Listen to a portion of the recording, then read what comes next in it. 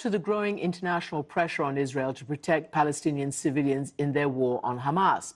Internal pressure, too, is rising. Today, Prime Minister Netanyahu met with families of Israeli hostages after the IDF killed 3 Israelis kidnapped by Hamas in Gaza on Friday. Joining me now to talk about all of this is Mark Regev, Senior Advisor to the Prime Minister. Mark Regev, welcome back to the program. Can we just first start Thank you for having me. Thank you. Can we first start with the report from Neymar el-Bagir in Hebron and other parts of the occupied West Bank there? I don't know what your reaction is, but I wonder whether you might react also to what President Biden has said. And he warned many months ago, actually 2 months ago, that these settlers are pouring gasoline on the fire. And yet it looks like the situation just persists and, if not, gets worse. Is this a government policy or what? Israel's government policy is clear that anyone involved in extremist vigilante violence, then law enforcement will bring them to justice. Anyone who breaks the law, anyone who commits violence, they will be arrested and they will face the full weight of the law. We have no tolerance for this sort of vigilante violence. I use the term Christiane vigilante violence because, as you said, there are hundreds of thousands of settlers who live over the Green Line. The overwhelming majority of them are not involved in violence in any way. We're talking about a very, very small minority.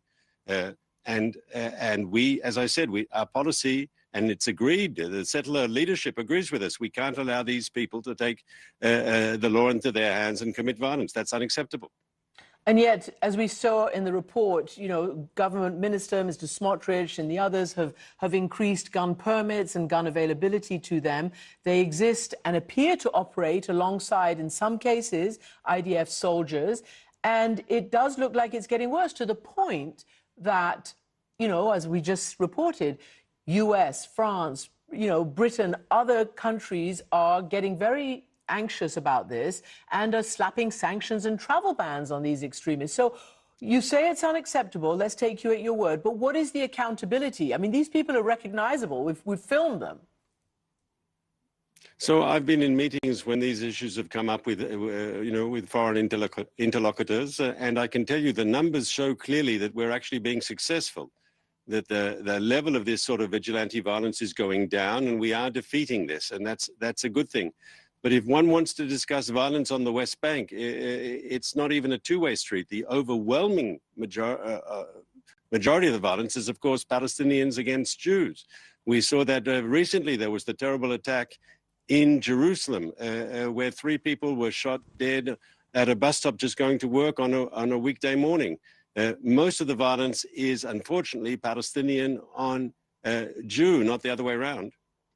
Mark Regev, any violence is despicable, but the numbers obviously show that the overwhelming number of dead and wounded on the occupied West Bank are Palestinians. We just quoted the United Nations saying that how it was a record year for the killings of Palestinians in the West Bank.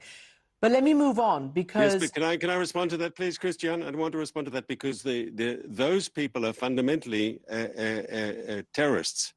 And I'd ask you to look at those numbers very carefully. Since October 7th, there are unfortunately Hamas cells across the West Bank. And Hamas has given instructions to its cells. This is a time to kill. This is a time to cause terrorist incidents. And we've been preempting. And there have been gunfights where when we can arrest people peacefully, we, of course, do that. But often there are gunfights, and that's where the casualties are coming from. This is us preempting Hamas violence. And so far, relatively, except for that terrible attack we had in Jerusalem, we've managed so far to keep the level of terrorist violence very low by being proactive and by preempting. If I'm not mistaken, a huge number of Palestinians were killed before October 7th, including there were instances of, for instance, an unarmed teenage boy being killed and the like. But let us not nitpick now, because you've said your thing, we've shown what's going on, and you say it's unacceptable. People are going to be waiting for the accountability. May I ask you, as the Prime Minister's chief advisor, and particularly with us, the international community, to assess what's happened in the last few days?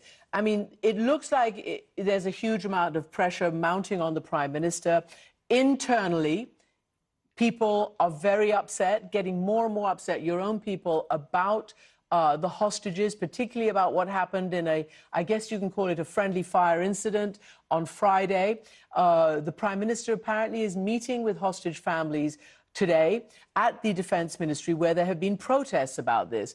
What is going to come out of that? Because I'm just going to read you what some families are saying. One of the fathers of one of the 3 killed hostages says the IDF murdered his son. You know, a very well-known Israeli commentator, Nahum Barnea, says the killings are a war crime. These are Israelis. These are Israelis saying that. He said, we're at war now. Our hearts, all of ours, including mine, are with the soldiers. But nothing good came of blind love. What is, yeah, go ahead. What are you going to do about this stuff? So what happened with the 3 hostages was really a tragedy, because they'd managed to escape Hamas somehow, and they were walking towards our forces, and unfortunately they were tragically misidentified as a threat, and they were killed. And that is a tragic mistake. I can say in defense of the soldiers, though the investigation is ongoing, yes, but the intelligence to the soldiers on the ground was hostages. You expected to see them in some dark dungeon, in a tunnel, in some room in a house. We didn't expect to see hostages walking around the streets. And there was obviously, they perceived these 3 men as a threat, and that's why they were killed. But it is unacceptable. And we've made changes now to the instructions of our soldiers, so this won't happen again. But for Israelis, it was the worst thing, as you said, in any combat situation, especially in urban combat where you've got close quarters fighting in an urban area. You'll often, unfortunately, you'll get friendly fire incidences where you kill your own people. This was even worse, because we didn't kill a soldier. We killed civilians who had been, I mean, close to 70 days. They had been held by Hamas. They managed somehow to escape to freedom, and they were close to being saved. And then by a tragic mistake, they ended up dead. Terrible. It really is terrible, because, you know, they might not have expected to see them walking, as you say, walking around the street, but it looks like they were trying to approach the soldiers and try to get rescued by their own soldiers, to the point that they were shirtless and waving a white flag. So you can imagine that this has gone down, as you've seen, very, very poorly, obviously with the families and with many people in your country. Now, your Defense Minister, Yoav Gallant, said yesterday, alongside the US Defense Secretary Lloyd Austin, that the IDF are adjusting tactics. Can you explain that? What are the new rules of engagement? So obviously, I'm not going to go into details, because Hamas is also watching. But we are, as this conflict goes on, there's always lessons that can be learned. You're always redefining and looking again at what you can do better. And I'm happy to tell you that as far as I've seen the numbers, and these numbers have been shared with the Americans, we're actually seeing the number of uninvolved people, what the experts call very dryly collateral damage. The number of civilians getting caught up in the crossfire is going down. And we are managing to be more surgical and hitting Hamas hard. As you know, in the north, there have been many, many surrenders of Hamas terrorists. We're close, we believe, to a collapse there. In the south, because we started our operation a bit later, it'll take a little more time. But we are going to win this war. Hamas will be destroyed as a military organization. Yoav Gallant, again, Defense Minister, said, and we reported it, I reported it on October 10th, 3 days after the slaughter inside Israel. He said, I have released all the restraints. We have regained control of areas, and we are moving to a full offensive. But I have released all restraints on my people. Do you think, in retrospect, given the massive number of civilians who've been killed, and now your own soldiers who've been killed, that this was a mistake, not to follow the rules of war from the very beginning? So I would argue that Israel has always been following the rules of war, and that if you actually compare the behavior of the Israel Defense Forces in this campaign against Hamas in Gaza, let's say, to other foreign armies, whether it was fighting ISIS in Mosul or in Fallujah and so forth, that actually the behavior of the Israeli Defense Forces compares very well to other Western armies in similar situations. We uphold the rules of law. That's why we asked civilians to vacate areas of combat, because we didn't want to see civilians caught up in the crossfire. And while Israel makes an effort, a maximum effort, to try to avoid hurting civilians. Of course, Hamas has the absolute opposite strategy. As our IDF spokesperson said yesterday, for us, it's a tragedy when a civilian is killed. For Hamas, it's their strategy. For us, a tragedy. For them, a strategy. And that's why they've embedded themselves using Gaza's civilians as a human shield. Not just Israel says so. The EU says so. The UK says so. The US says so. They have a defined strategy which wants to see maximum civilian casualties to protect their terror machine. And all those countries, those allies of yours, have also urged you to follow the rules of war. So there is a bit of a disconnect here, and to greater protect civilians. I'm going to get some of the munitions in a moment, but I do want to ask you about hostages, because it appears that obviously your own people want that. They want their people, their family members, their friends released. For them, it appears that it is, if not the first order of business, equal order of business in your counteroffensive. And you keep saying that pressure is what brought Hamas to the table with more than 100 releases a few weeks ago. And yet it was negotiations, and negotiations continue. And you've heard that some released hostages have said that they are terrified when they hear about airstrikes. They're near the militants. They're terrified that they're going to get killed. So is it pressure or is it negotiations? What are you going to do now to try to engage in more releases? So I don't think it's either or. I think the only reason, as you said correctly, we got over 100 people out last month. It was precisely not because Hamas suddenly became humanitarians. They released them because they were facing a lot of military pressure from the Israeli Defense Forces, and they were desperate for a timeout, for a ceasefire. And we said we will agree only to a ceasefire if you release people, and I think that forced their hand. And that could be repeated in the future. That's not impossible. As we now increase our pressure on Hamas, it's possible we can see the release of more hostages. That's our goal.